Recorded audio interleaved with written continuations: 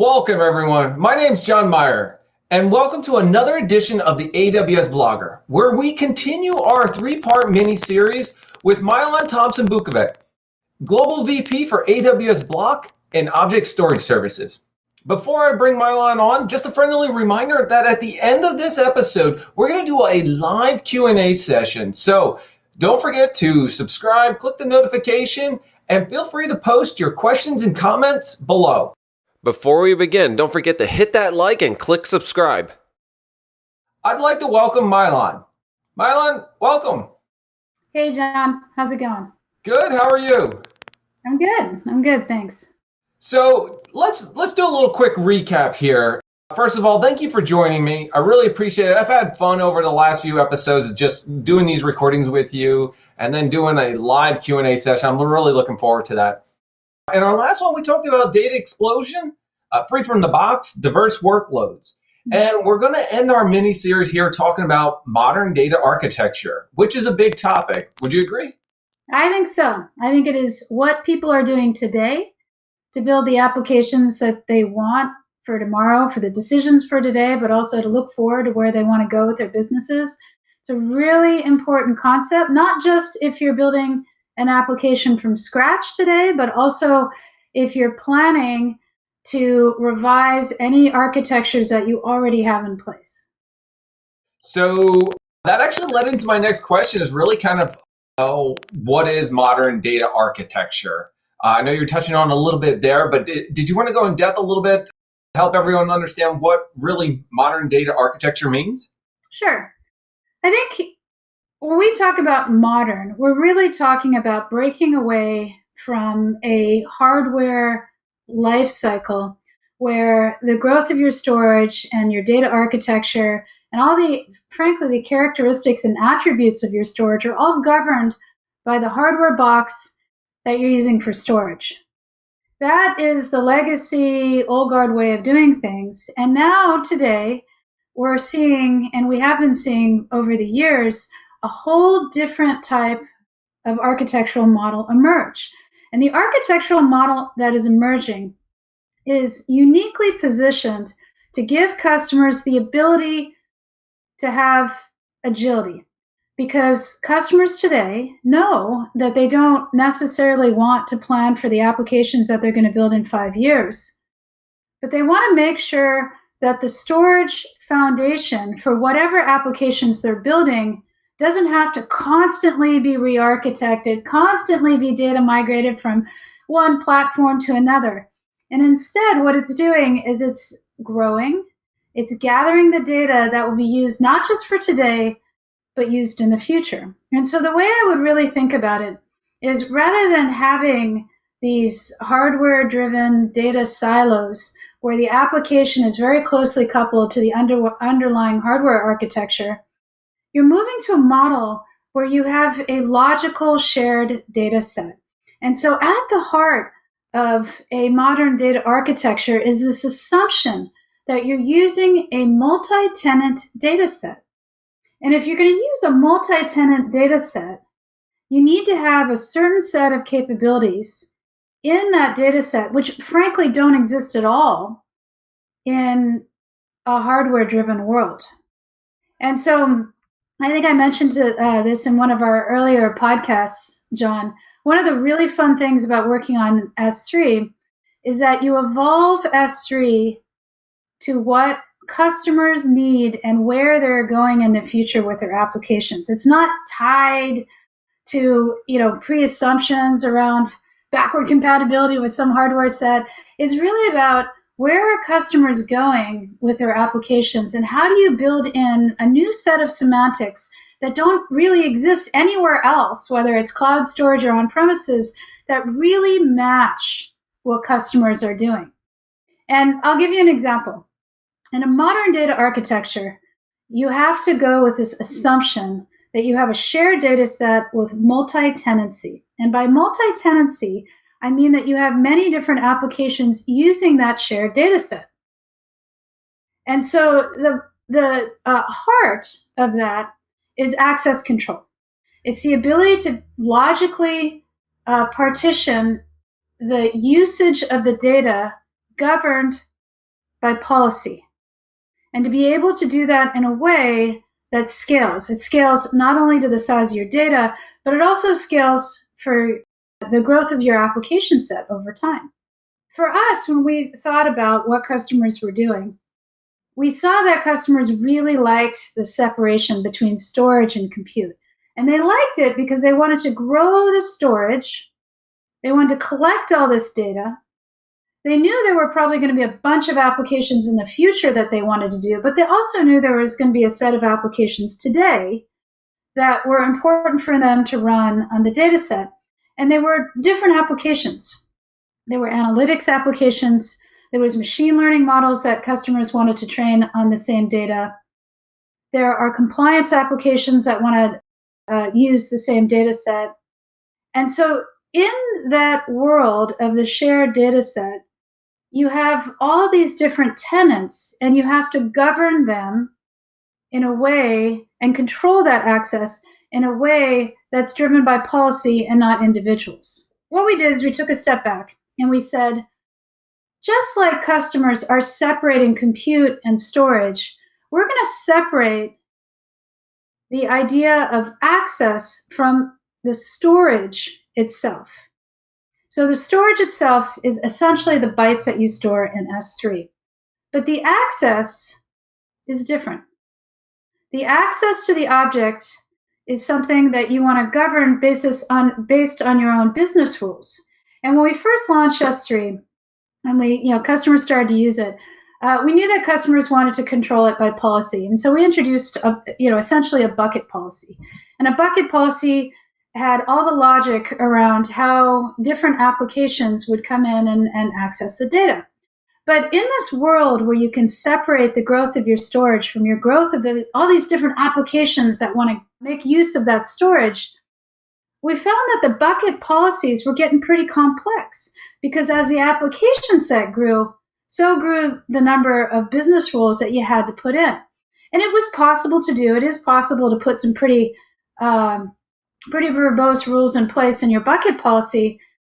But, every time you have to go do that, you have to double check and make sure your other policies are working appropriately. You know how this goes, John. Yeah, so it doesn't actually overlap or hinder any other tenant's use of it. There's always that testing. So, this is actually very interesting here. So I didn't mean to interrupt or anything. I've got so many questions here, but I want to hear what else you got to say for it. Yeah, so think about that bucket policy. And if you think about it in an application context, really what you're doing is you're scaling up that bucket policy. You're adding more and more stuff. You're vertically scaling that bucket policy. And, you're going to run into a limit sometime or another, right? You might have to create another bucket to, basically add more rules to a bucket policy. So, we took a look at that and we said, what are customers trying to do? They want to be able to add as many applications as they want on this multi-tenant data set. They want to make sure that they're governing access to that data by policy. That is an extremely important thing for every one of our customers. Correct. It all needs to be by policy. And then they wanted to say, given all of that, how can I do this in a scalable way? And we introduced something called access points. And again, it's a semantic. It's a new semantic that is not available anywhere else. And S3 invented it because we have so many of these customers that are really on the cutting edge of what they want to do with their applications. And so the way to think about an access point is that it's an abstraction of the access from the storage itself. So imagine you have a single bucket. You can have hundreds of access points on a single bucket. You can change your bucket policy to say the only access to my bucket comes through an access point.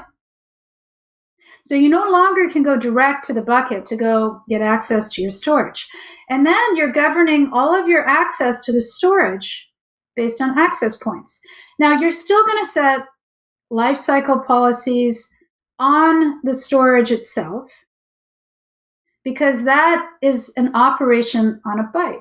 That's a storage operation. But the access to that storage is governed through policies that you set on access points. Oh, so you're really not interesting I part. apologize. What's that? Sorry, I didn't mean to interrupt. Right there, you just mentioned that. Are you setting the policy? Do you still set a policy at the bucket level, or is the policy now at the access point level, or both? You could do it in both, but it would be kind of defeating the purpose, to be honest. Yep. Our goal here is that you hang your policy off the access point, and you can have as many access points as you want, which means that you can have access policies are governing these different, what are essentially DNS names to access the bucket. Okay, so there's a couple of interesting things to know about for access points. One is that it's a unique host name. It's a DNS name, but because you can pick any access point name that is unique to your account or your region, you're not restricted by the global namespace naming conventions that you are when you're setting up a bucket name. And so you can set up, some bucket, which is uniquely named, but maybe doesn't mean so much within your business, but you can set up an access point where you call it test finance applications. That's your access point, okay? And the policy that you set on your access point can only permit access for an application to objects that have, say, the prefix finance. You can set up another access point, which is VPC only access. You can set up another access point, which is read-only access to a subset of the objects in your storage. You can basically set up, hundreds of these access points, and you can use departments, you can use workflow, you can use all kinds of different things to govern how you want to do that. And so, for example, if you wanted to set up a read-only access point to all or some subset of your data in your bucket, you could set up that access point, and then you could vend the access point. You could give the access point to your application developers that are building applications and haven't launched in production yet. From the developer's perspective, it's very easy. They just use the access point like they would use any regional namespace for S3, but they are actually only allowed to read the objects, and they're actually not allowed to mutate any of them. This type of capability is really abstracting away the rules of access, if you will, to all or some part of your bucket. And it's creating this logical model of access to a multi-tenant data set. And I think it's going to completely change how people build applications. We launched this at reInvent in 2019. And we immediately had a number of our top customers start to clear out their development schedules to move to access points because they wanted to lock down access to the direct bucket, and they wanted to be able to govern with all of these DNS named access points, the access and the rules, and they wanted to get away from a vertically scaling bucket policy and move to more of a horizontally scaling set of policies done on a per access point basis. That's one example of how when we work with our customers and they tell us not just how they want their storage to work, but where they're going with the application set, we change the semantics of storage to make it more easy and more flexible for them to do that kind of evolution for the applications that run their business. My next question here is, really, how are customers benefiting from the modern data architecture? And you just touched on one of the benefits, I believe. Yeah, I think there's a couple of things. So one thing I'll always start with is security. And so when you're working with a shared data set, secure the data perimeter. That's like the number one thing that every customer should and does care about is, how do you secure their data perimeter? And there's a couple of things that, for example, the access point lets you do, and probably the most commonly used one is VPC only access to their data. And so if you have a bucket, you shut down all access to the bucket except through access points, and then you have VPC only access points, boom, it's done. At that point, it's controlled, right? The other thing I think it lets customers do is it just makes those policies and that policy management that much easier because your policies are more simple.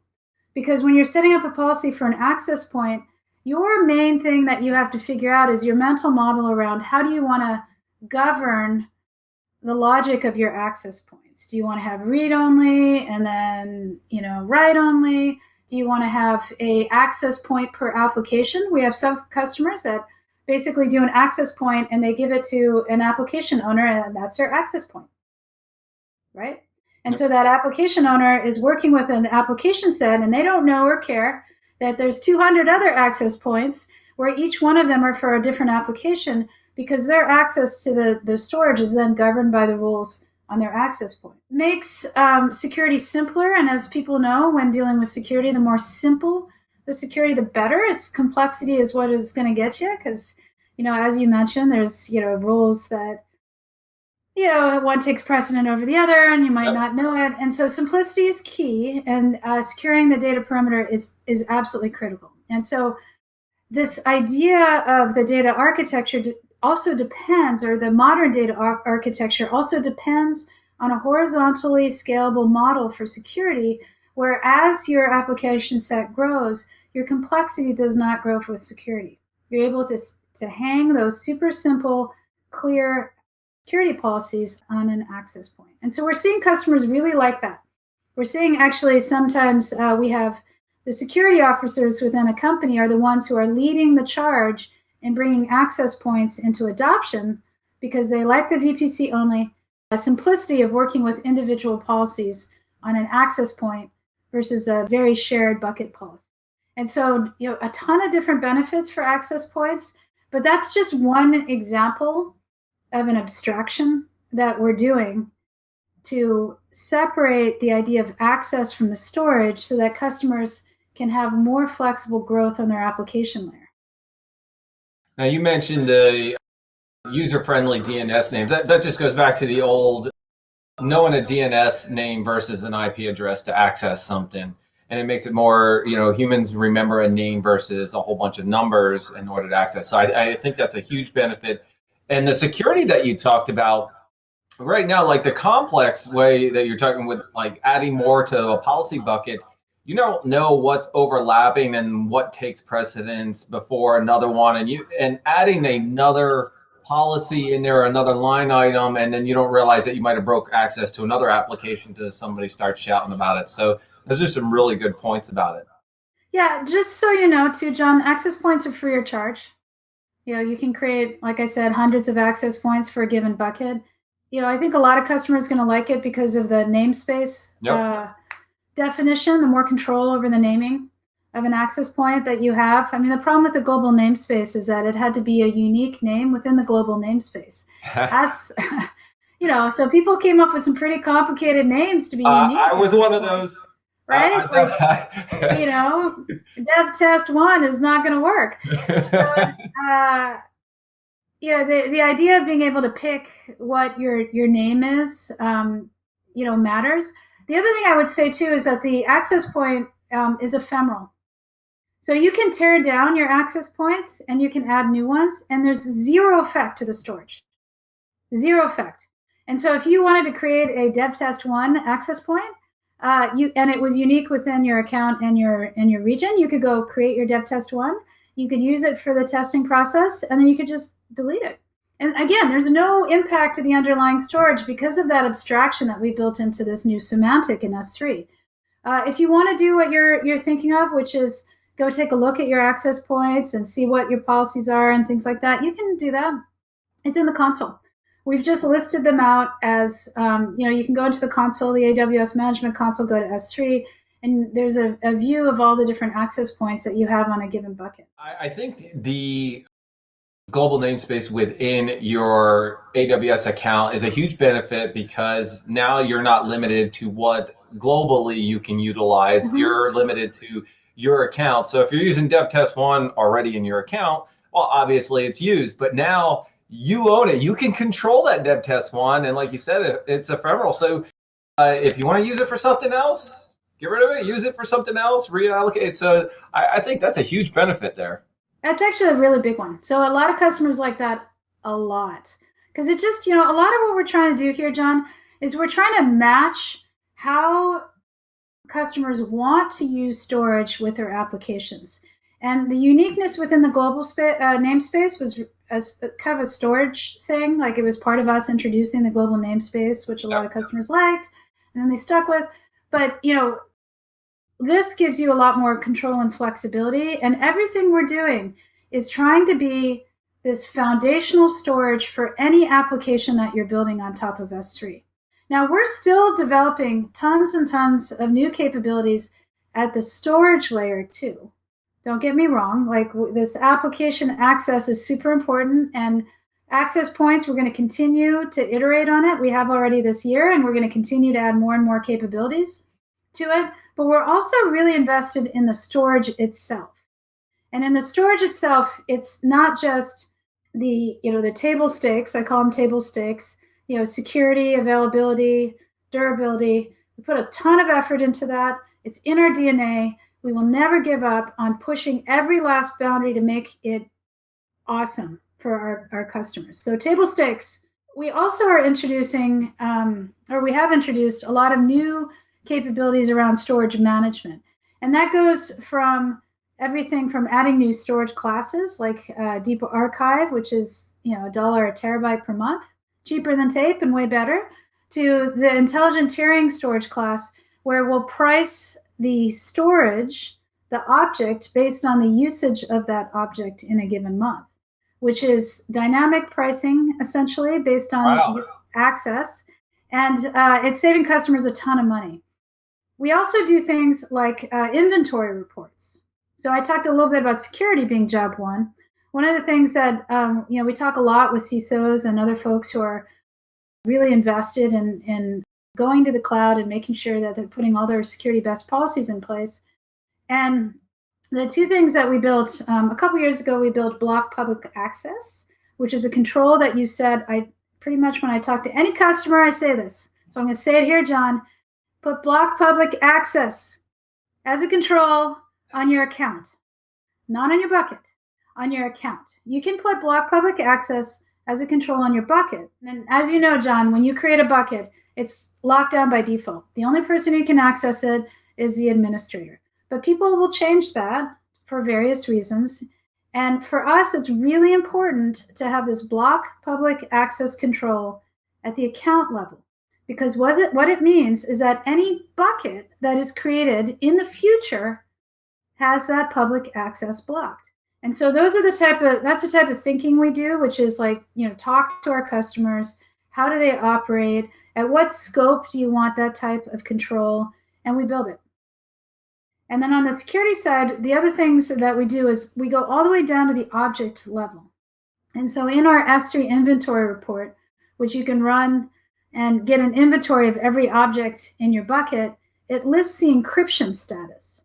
And so for our CISOs, that was really important because they wanted to run Athena queries and return back any object that for some reason was unencrypted so they could go back and encrypt it. And so again, like all these conversations, John, you come up with these ideas because you talk to customers and you ask them not just, what do you want for storage, right? Because they'll tell you, we want it cheap, we want it durable, we want it fast, we want it secure, right? They'll tell you that, and we believe it, which goes back to table stakes. But they'll also, they'll talk to you about how their organizations work. They'll talk to you about the controls they want to put in place. They'll talk to you about their compliance apps. And then you build to what the customer wants to do in their business, and then you come up with S3. I absolutely. So the security part there of listing the object and their encryption, I think that's actually huge because I remember, getting a list of all my objects, going through the CLI, just kind of, hey, listen, here's an output of my, objects within a bucket. But I'm envisioning, and we're talking about the customer benefits of this, is that they could run this stuff can be run, and CloudWatch can alert on it, config can make a change on it, revert some. Here's my encryption now on that one, so you really know if that object has changed. I find that huge. That coming out there, that's a benefit to all the end users who are utilizing it and looking at those, but also to the CISOs who are worried about the security and encryption of those objects. So Mai-Lan, that one was awesome. The other one that you're talking about is the block public access to S3. I remember when that became an account level. I was implementing landing zone, and that came out, and it was very unique and interesting to understand.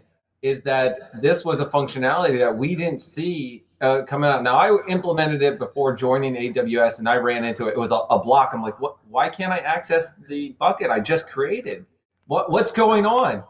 And that was a gotcha, but it was a pleasant gotcha because now I knew of a new service, a new feature that was implemented to protect myself, but also my company and the organization we were implementing to. So that was an awesome feature implemented. Another thing that we launched in at reInvent in 2019 is the Access Analyzer. And we use automated reasoning in many places across S3. And automated reasoning is basically mathematical proofs for correctness. And when you're a storage service, correctness is really important. In one of my talks at reInvent, I talked a little bit about TLA plus modeling that we did. These are all kind of tools that we use on correctness. And so Access Analyzer is built through, it's built using a lot of automated reasoning. And the thing that Access Analyzer does is it goes through your policies to determine, for example, if you have any rules in place that is inadvertently allowing public access. And it flags it for you so you can see and take action on it. But we're always looking for these different ways where we can build either tools or services or features, depending on what team is working on it, that lets it be easier and more automated, and in that case using automated reasoning to find out and what I think of as an anomaly or a potential misconfiguration for a customer to react to it. Nice. Those are some awesome benefits there, not only on the customer side. Is there any other benefits you'd like to share with just how customers will be able to use modern data architecture and the everything behind it that we're implementing? Well, I think the important thing that I always like to share when I talk about this is that it's actually a more simple model than the legacy ones. I mean, the modern data architecture is, at the end of the day, it's a shared data set. And it's being able to take advantage of all the different capabilities in the AWS platform, whether it's an IAM policy or it's individual features on S3 like access points, or it's an IAM access analyzer, right? All of these tools are there. You have the building blocks to do the modern data architecture today.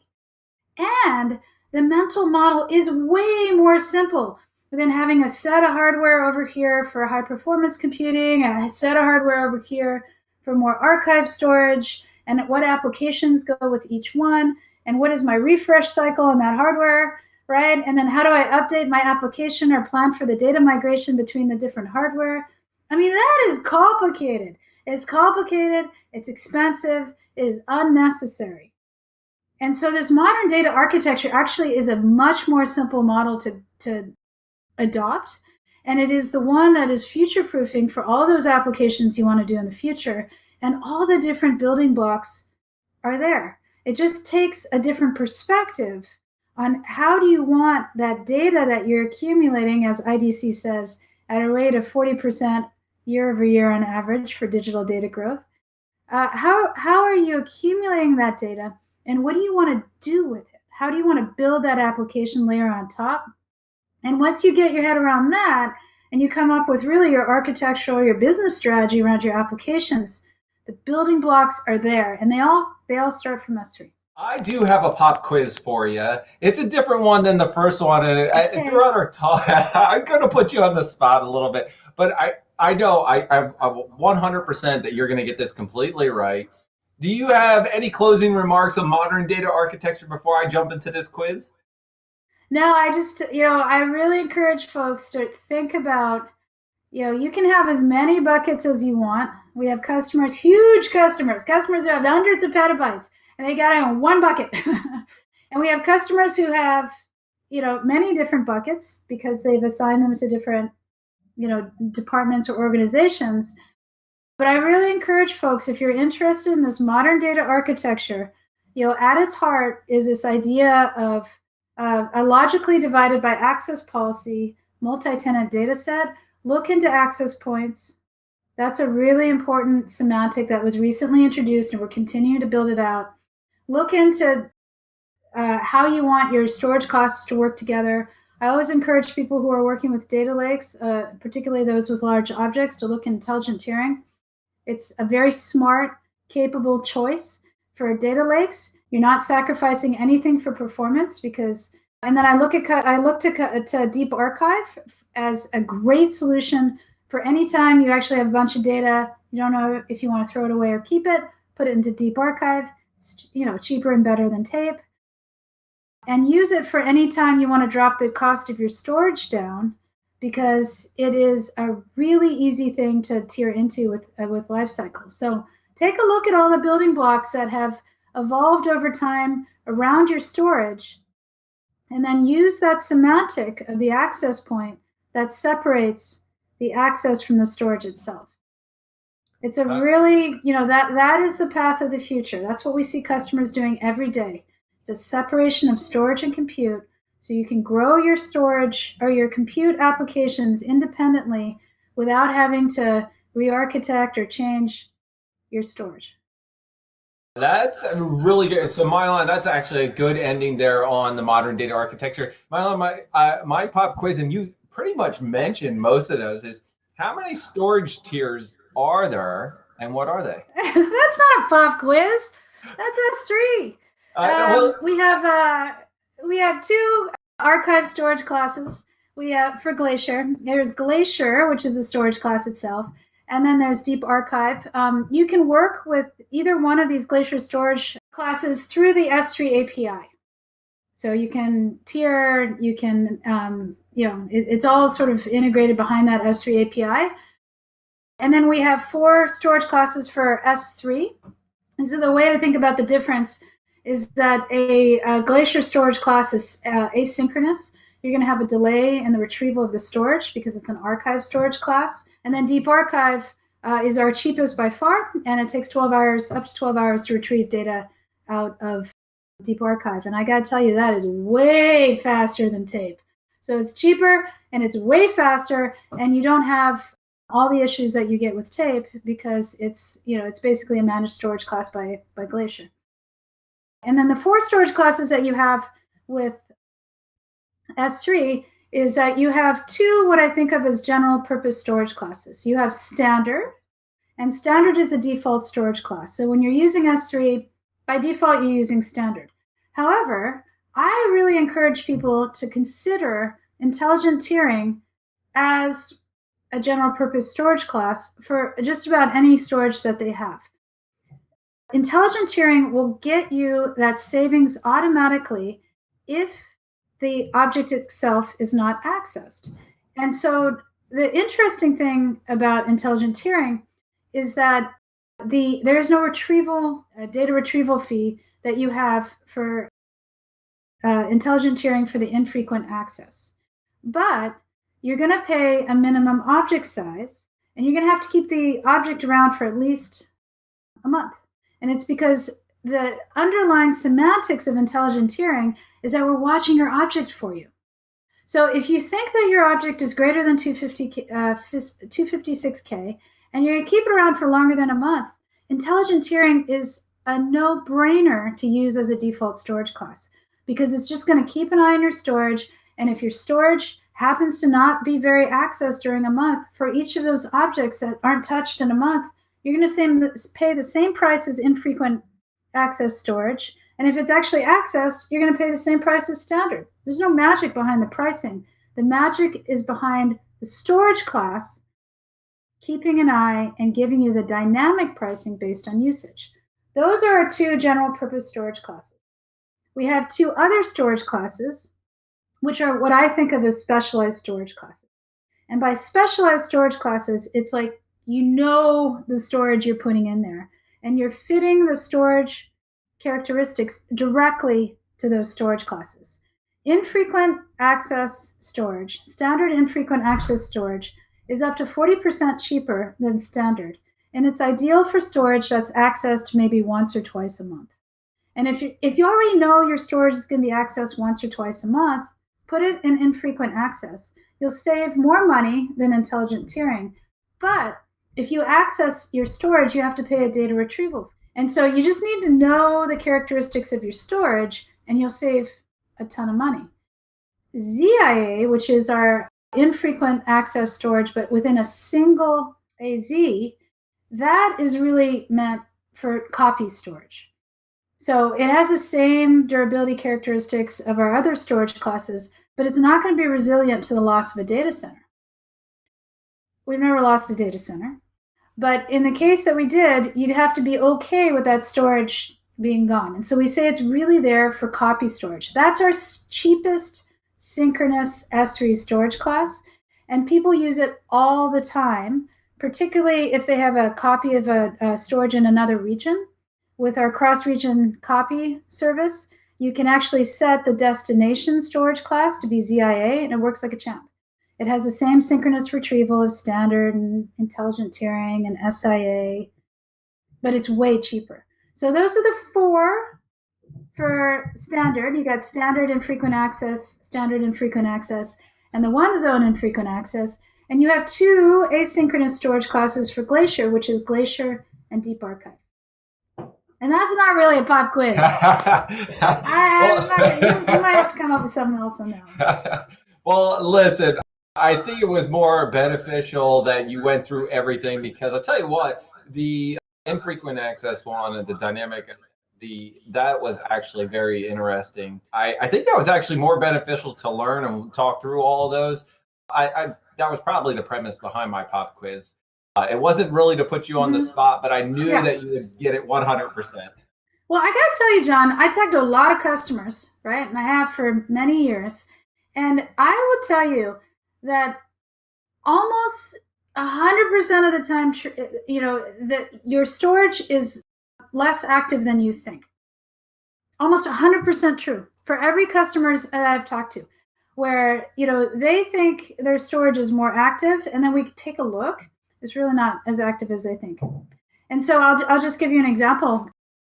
For customers who are using that intelligent tiering, where you get, the objects that aren't accessed in a month are dynamically priced as the same as SIA, they take a look at how much of their storage actually is infrequently accessed, and they are just blown away by that. We talked about the inventory report that has the encryption status.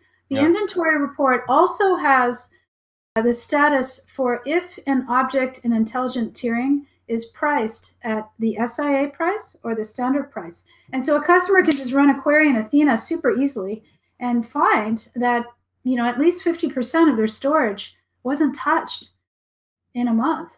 That happens more often than you think. And the fun part about intelligent tiering is it doesn't matter if 50% or 80% of their storage isn't touched in a given month.